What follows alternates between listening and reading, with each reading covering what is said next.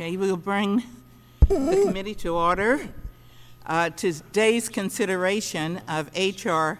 4900 is the culmination of multiple hearings and policy discussions. And we're considering the Federal Information Security Amendments Act of 2010. And I welcome my colleagues and appreciate all of their input on the legislation before us this morning.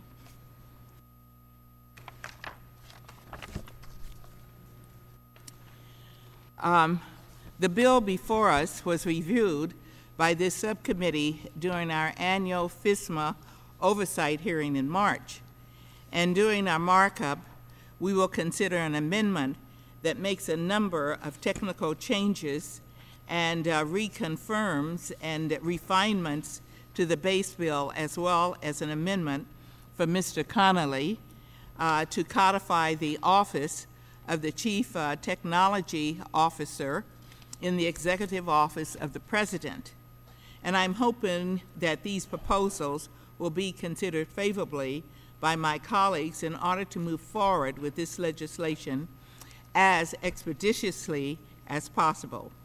Today's actions are a step forward in remedying many of the flaws in our government-wide information security governance policies. Since the enactment of the Federal Information Security Management Act, or as we call it, FISMA, in 2002, this subcommittee has held annual oversight hearings on agency efforts to meet the standards and policies prescribed under the current FISMA framework. These hearings have consistently demonstrated that our technical and policy framework for overseeing our federal cyber enterprise is sorely lacking due to its focus on agency compliance activities that are not effective in rooting out vulnerabilities identified within our IT systems. The centerpiece of this bill is the establishment of a national office for cyberspace within the Executive Office of the President for overseeing and enforcing cybersecurity policy across our agencies.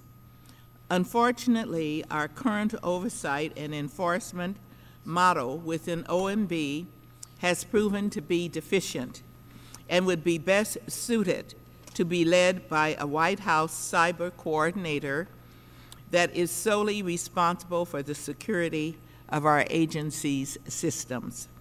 And I believe the proposed office's structure and agency participation mechanisms will make information security a more inclusive and collaborative effort among all stakeholder parties. Furthermore, while the bill before us is not a panacea, it does more ably reflect our technical capabilities for combating current and emerging threats through new system monitoring and information assurance requirements, while being flexible enough to incorporate emergency technologies to combat future cyber threats against our government. More importantly, the bill adds stringent requirements to our agency acquisition policies to ensure that information security is being incorporated into our systems as they are being designed and developed, as opposed to simply adding on layers of makeshift security into major IT investments once they are operational. In summary, I believe the managerial and policy planning components in H.R. 4900 will improve our current and future posture for combating cyber threats.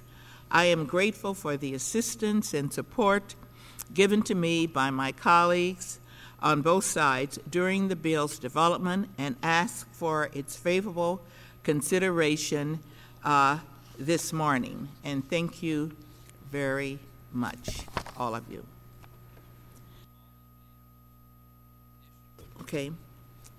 I will now yield to the ranking member, the distinguished ranking member, Mr. Bilbray. Thank you, Madam Chair. Madam Chair, I ask for unanimous consent that my written statement be included in the record. Without objection. Madam Chair, I want to thank you very much for bringing this bill forward and the cooperation on that. I want to thank my colleagues who participated in the process.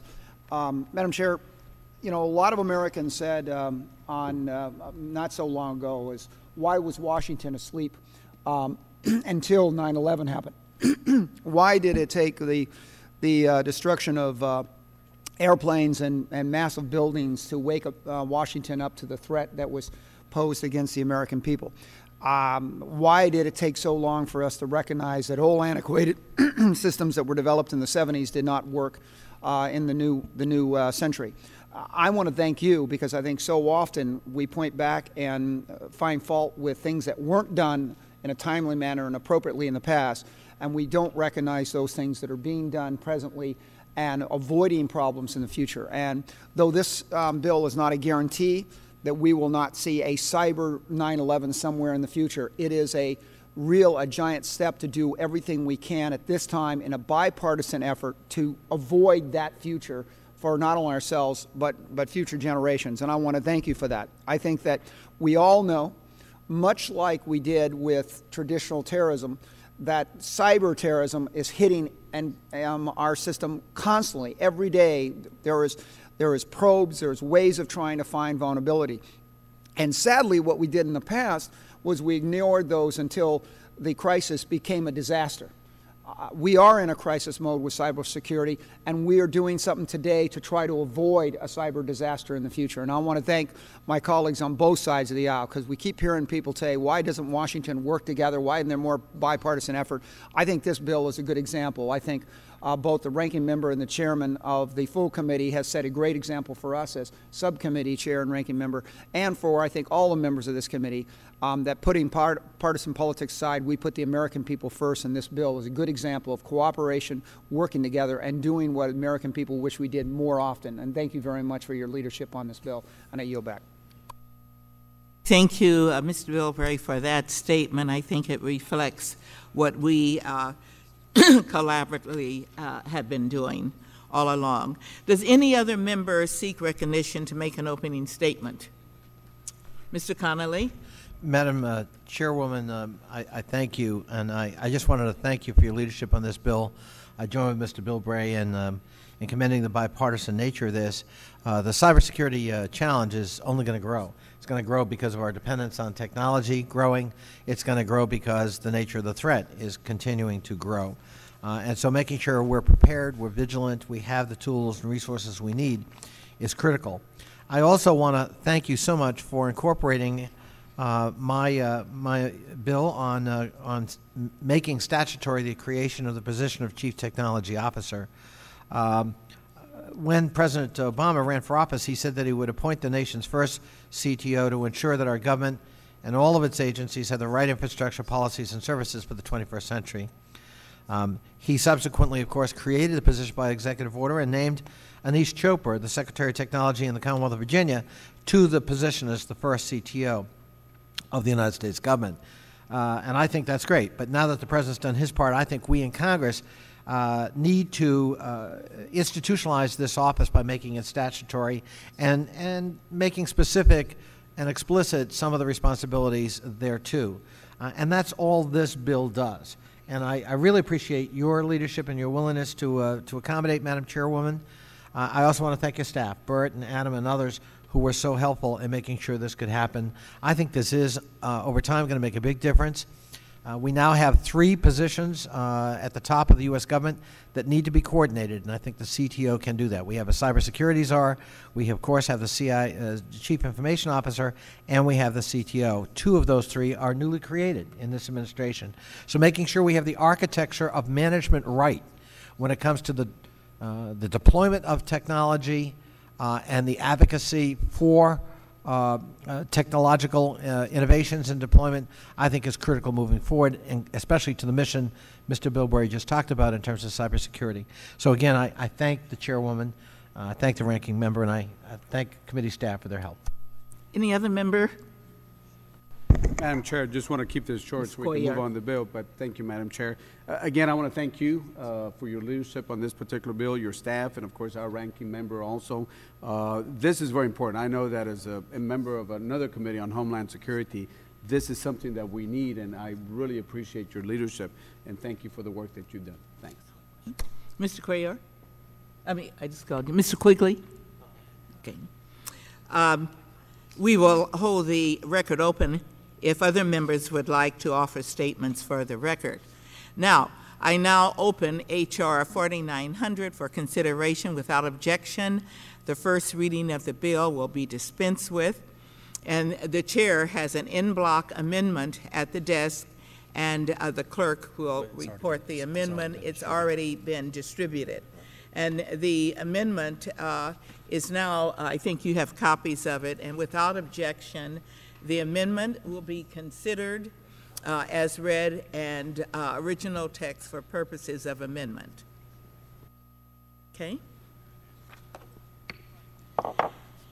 As I stated in my opening remarks, the amendment before us includes only clarifying and technical changes to the provisions already in the base bill. I realize that there may be broader policy changes to be considered when the bill is taken up at the full committee, but wanted to be sure that the bill's goals and objectives are clear and unambiguous when these discussions occur. Information security is a tricky topic, especially when legislating, and I want our final product to be clear for those needing to carry out its requirements and its authorities. And I thank Mr. Bilbray and my colleagues for considering these changes. And is there any other members that would seek recognition? If not, there being no further discussion, the question is on the amendment offered by the chair. All those in favor signify by saying aye. All those opposed say no. In the opinion of the chair, the ayes have it, and the amendment is agreed to. Are there any further amendments? Madam Chairwoman. Yes, Mr. Connolly. Madam Chairwoman, I have an amendment at the desk and ask for its immediate consideration. It's been distributed. Then I'd ask further reading of the amendment be dispensed with.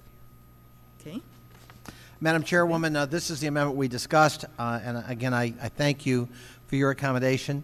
This codifies the position of Chief Technology Officer and regularizes that reporting relationship so that that position is one that is a special assistant to the President. The purpose of this amendment is to improve federal utilization of technology, to improve federal cybersecurity, which Mr. Bilbray so eloquently just spoke about just a few minutes ago, and to improve federal and private sector coordination to ensure that federal policy is promoting both innovation and the technology associated with economic growth, so critically needed in the current circumstance. I think it has been distributed. I think it's fairly self-evident what the amendment does. It's not very complicated, but I do think it's very important that Congress, by statute, create this position so it isn't simply hanging out there by executive order, and provide some guidance in terms of what we expect of the person who holds that position. And I would urge my colleagues to support the amendment. Okay. Mr. Bilbray? Madam Chair, I would support the motion and the amendment. And the one thing we do forget to mention a lot of times when we talk about cybersecurity, we talk about it as if it's a huge system and a bunch of computers and a bunch of information. But in reality, cybersecurity, too, is the protection of individuals' information, individuals' privacy. Individuals' identities can be severely impacted by a lack of proper security. So I want to make sure before we go on, we remember this is not just this huge monolithic structure. It's also a lot of individuals, a lot of American citizens who not only have the expectation, but have the right to know that their government's doing everything it can to protect this precious resource, and that's all the information on them as individuals. And I yield back. Thank you. Does any other member seek recognition? Okay, if not, there being no further discussion, the question is on the amendment offered by Mr. Connolly. All those in favor signify by saying aye. Aye. All those opposed say no. In the opinion of the chairs, the ayes have it, and the amendment is agreed to. Are there any further amendments? If there are no further amendments, I now move that the subcommittee report H.R. 4900 as amended to the Committee on Oversight and Government Reform with the recommendation that the bill do pass. The question is on the favorably reporting H.R. 4900 to the Committee on Oversight and Government Reform. All those in favor signify by saying aye. Aye. All those opposed say no. In the opinion of the chair, the ayes have it, and the motion is agreed to, and H.R. 4900 is ordered reported as amended.